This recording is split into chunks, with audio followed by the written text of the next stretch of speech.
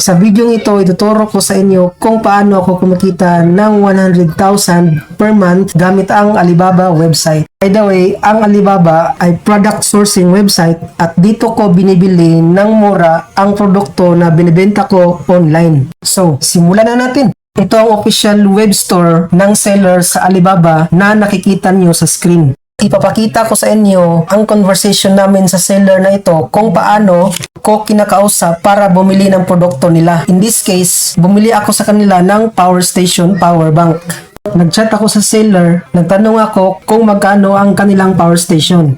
So, nag-reply siya. Sabi niya, ilan ba ang gusto kong quantity at kung anong specific requirements ng products ang bibilhin ko. Itinatanong ito ng karamihan ng sellers dito sa Alibaba para malaman nila kung gusto mong mag-add ng information sa produkto. Halimbawa, gusto mong tanggalin ang logo sa produkto nila or gusto mong ilagay ang brand name mo sa produkto in case dito sa power station. So dito, nag-send siya ng list of power station na may price. At sabi ko naman, yung 350 watts na may 400 WH. Sabi naman niya, $45 daw. At nag-send siya ng sample video. Sabi niya rin, upgraded na ang product na napili nating bilhin. So sabi niya, kung meron pa daw akong ibang katanungan sa produkto, pwede siyang tumulong. Mabait naman ang seller so far. Sabi ko naman, pwede bang makita ang likod ng produkto dahil gusto kong makita ang detalye o specification nito. Dahil meron tayong hinahanap na specifications. Sabi naman niya, magkakaroon lang ng label or details pag nabili na ang produkto. Pero pag hindi pa, hindi nila lalagyan ng details o label. So nag-send siya dito ng sample product na nabili na at ready to ship na rin, kaya meron na ring label o details.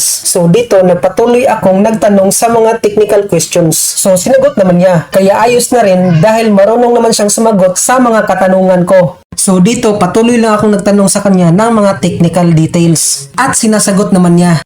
At heto na nga, humingi na nga ako sa kanya ng payment link. At nag-send naman ng payment link mula sa Alibaba ang seller. So before ako nagbayad, chinik ko muna ang seller kung legit ba ito. So dito sa store official page nila sa Alibaba, makikita natin na may verified logo. Kaya ibig sabihin legit ito.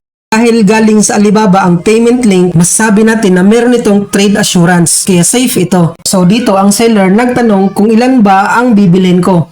Sinabi ko naman na 3 pieces lang ang bibilhin ko dahil testing lang ito. Susubukan natin ang seller na to kung legit ba ito at ang mga produkto nila. Kaya sa order na ito, hindi muna tayo bibili ng marami para hindi masayang ang ating pera pag ang seller na ito ay hindi legit at pinadalhan tayo ng mga sirang produkto. Kaya bibili lang muna tayo ng maliit na quantities. Yun na nga, nagtanong na siya kung saan ko isi-ship yung produkto, yung mga produkto. So nag-send ako sa kanya ng address ng aking forwarder. By the way, ang forwarder ko pala ay nasa China. Sila ang mag-ship ng produktong in-order ko sa Alibaba papunta dito sa Pilipinas. Gagawan lang ako ng separate video para dito. Ang forwarder ko ay nasa Pilipinas at meron silang service na nag-ship ng produkto from China to Philippines. At yun nga, nabayaran ko na nga ang payment sa in-order kong produkto dito sa Alibaba na power station. At sa susunod na video, ipapakita ko sa inyo ang second order ko sa seller na ito. Ngayon, nag-order ako ng 3 pieces dahil for testing lang. Sa susunod, mag-order ako ng marami na. Sa susunod, mag-order ako ng maraming quantity or pieces na power station. Ganyan ang pagbili ng produkto dito sa Alibaba. Kailangan first na order, kaunti lang. Huwag ka munang bumili ng maramihan. I-test mo muna ang produkto kung okay ba siya, kung legit ba o may quality ba siya. Pag okay ang produkto na dumating sa iyo, doon ka lang bumili ng maramihan sa susunod mong order sa Alibaba para sigurado ka talaga na hindi masasayang ang pera mo. At yun nga, nakapagbayad na nga ako sa seller na ito. Hindi ko lang ipapakita kung paano ko binayaran pero simple lang ang pagbayad dito sa Alibaba. So kung nagustuhan nyo ang video ito, please like and subscribe. Maraming salamat sa panonood.